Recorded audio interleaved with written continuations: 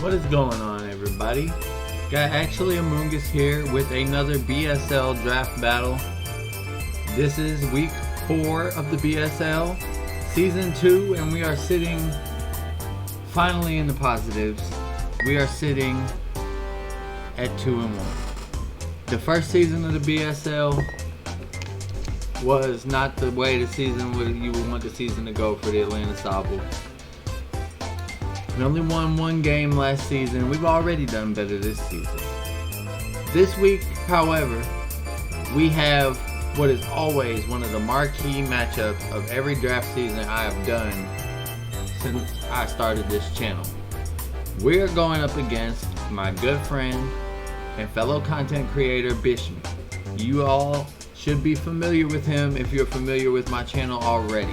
If not, as always with these draft battles, my opponent's channel, if they have one, anybody who collaborated with me on my prep, anything else, will also be down in the description. So, going into this battle with Bishmi, he had a team with some ups and downs to it, to be perfectly honest. We, as friends, I've taken some jabs at him, friendly like, about his team. But also, there was one point in his team where he, at this season, where he had Dunsparce as an S tier Pokemon in his team. So that kind of contributed to the memeiness. He ended up eventually dropping that Pokemon for Dragapult. And also, it is definitely worth noting that his Gigantamax is Rillaboom. Of course, we both have excellent G-Maxes, but his is a grass type and mine's a water type. So that's a disadvantage in of itself. It was a big challenge trying to figure out what on my team could A, soak up hits from a powerful Rillaboom, or B, deal damage to a defensive Rillaboom. And honestly, I kind of expected a little mix of both. So, we're gonna go ahead and we look at his team, and we do we feel like we catch a little bit of a break because he brought 2 of his lower base stat total Pokemon, really 3 if you include Thievul, and we went kind of bulky in our approach this week. We have a bulky Blastoise, we have a mixed defense Tangrowth, we have an Intimidate Crocodile, we have a Grassy Seed Esselgore, we have a Calm Mind Will-O-Wisp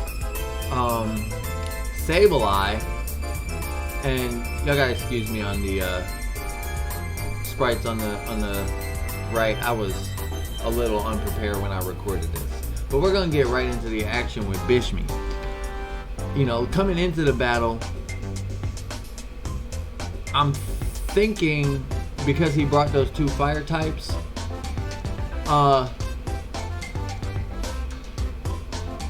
Alolan Marowak should be a pretty safe lead. It was a safe lead when I seen this Dragapult. I really wasn't sure if he was gonna go for like a Shadow Ball or something and just try to blow me off the map. But I had built a fair amount of bulk, so like, yeah, choice specs, it would have blown me back. This first initial play was a little bit of a risk. It did pan out for me, but I must admit that I did not expect what Bishmi's gonna go for at the first stage of this battle, which is a light clay Screams Dragapult. I understand the tech, because it takes great advantage of Dragapult's excellent speed tier, and it makes an advantage for those lower BST Pokemon on his team. So I just was caught off guard by this strategy, and it worked out pretty well, that I was able to get the kill with Alolan Marowak. But it does set a different tone coming into the rest of this battle. When he sends out his Rillaboom, a possible, depending on how he built it, KO situation I already know when I send out this next attack that it's not a KO situation. He also activates the Grassy Seed, so I know that this is probably along the lines of what I was thinking, what I may call a tank Rillaboom that has a bulky offense type of feel to it. Of course I do not know the exact set, but you see the damage, you've seen the Grassy Seed go off. It's definitely got a lot of potential on both sides of the spectrum. However, in preparation, I calced out this really nice Aselgor set. I was preparing for this battle with my friend Haxgob Ruckus, who he's not a content creator, so he doesn't have a channel to share, but we're good friends in real life, and he's into competitive Pokemon, and because me and Bishmi are such good friends as well, I kind of went outside of the normal friend group to prepare for him, and me and Ruckus worked out this set for a special Aselgor. It should be able to do 60 to 70% Is this real? to a Rillaboom Dynamaxed, or Gigantamaxed in this case. And that's exactly what happens, is we end up picking up the kill here. And we also know that at this point, we outspeed anything that he can bring on his team. Obviously, he has some priority options. He has great priority options across his team. And obviously he has some Pokemon that just wall Aselgor. But it already got rid of the main thing that it was brought to get rid of. And we're in this advantageous position now where, kind of like what had happened in my week 2 battle, we don't really have to change position unless our opponent can make us for some reason, which this is going to be difficult to do at this stage of the game. I'm still going to be outspeeding you, bro. Because it doesn't matter if Aselgor faints. As a matter of fact, now that Rillaboom is out of the picture and Dragapult isn't around to outspeed everything, because I made my Aselgor faster than a +1 Dragapult, and then I invested the rest into defense for things like, this, but also things like if I had to take a hit from the Rillaboom, if I went back, if something hit me with a priority attack, and he's about to bring his T-Boy in. So he ends up switching out. Maybe he wasn't expecting me to stay in and hold my ground the way that I did, but I put some bulk on pretty much across the board for this week's team. I really didn't know what to expect from Bishmi. I knew to expect the unexpected from Bishmi for sure, and when I was unsure in certain situations what might happen or how to prepare, I just felt like a little more defense was safer than a little more speed or a little more attack, maybe whatever else still could have been. So we're able to take advantage of that, on and off for a little bit. I mean, Aselgor puts in more than his share of the workload that he was assigned to do. He gets some damage in, honestly, though a lot of the damage that was done to this Pokemon was from it sacrificing itself to the Flare Blitz. It's all damage, it's all good. And at this point, I'm thinking I could go to this set and try to cause some more confusion, kind of trick things around a little bit, but considering he brought 2 fire types, considering the grass type is gone, considering the dragon is gone that resists, I just go ahead to my Gigantamax, the marquee Pokemon of my team. And this week we got a bulky Blastoise. It's got some, excuse me, it's got some investment in both kinds of defense, and really isn't an attacking build. Some of the damage that you'll see it do throughout the rest of this battle, you'll notice that the damage ain't all there. doesn't mean I think that crit necessarily mattered, because it probably didn't matter. He's still Blastoise at the end of the day, and it may have mattered under the light screen, but I just don't know. I mean, honestly, one of the things about the way that Bishme prepared for this battle is that there was a lot of turns. There was already some with the Selgore, and the switch into do I go Blastoise or Sableye, where a lot of the times throughout this battle, Bishme did a good job of making me play off of my heels, and basically, I mean, just to be honest, do a lot of guesswork in battle. But we've already taken down 3 of the Pokemon on his team.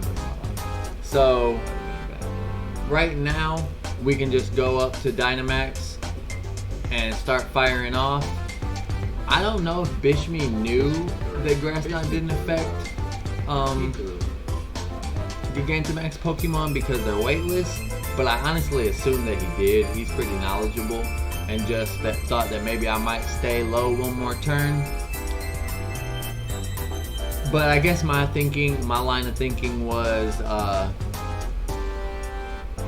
gonna start doing Cannonade Vortex damage, and if I can, even though I don't have the investment, and he had the light screens, which had me playing off of my heels and unsure, even though I ran plenty of calcs, how much damage I was gonna do. It was, in my opinion, to play the Dynamax there and start wearing down at the team. Maybe if I had gotten a lucky crit at that point, maybe I could have went 3 for 3 and just used my whole Dynamax. I'm pretty sure behind the screen that Sobble would have still lived the crit, but that's regardless of the point. I go Dynamax up when the Grass Knot doesn't work. He switches out, which may mean that he was locked into it, but the way that the rest of the battle plays out, I really don't ever get to 100% confirm that. I just kind of fire off the rest of my attacks. He burns my last turn of Dynamax with Protect, but basically at this point, I've got special investment for Wheezing, which can't hit me super effective, and I've got physical investment for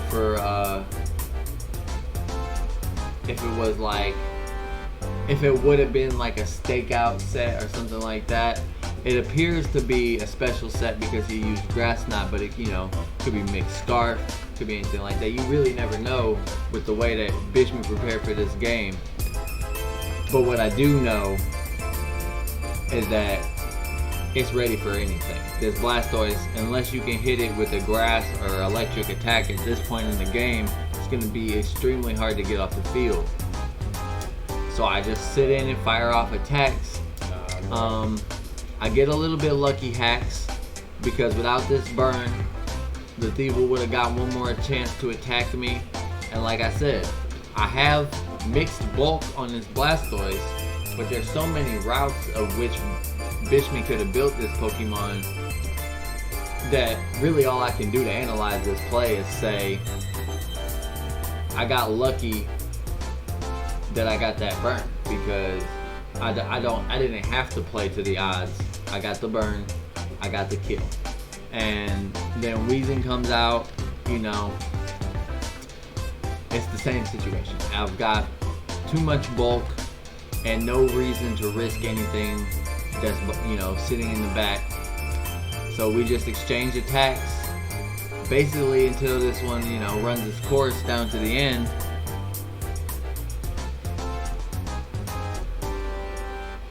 There's plenty of leftovers, recovery, burns going off and things like that, but that's basically the tale of the story for week 4. So that moves us up to 3-1 in a very good position to make playoffs, but we haven't quite locked it up yet, at least as far as I know. Now, you know, it could be a division thing depending on other people's records. But we do get the 4-0 victory. Good games, and shout out to my friend Bishme. Check out his channel if you enjoyed this video. You'll love his. And I will catch you guys next time. Peace.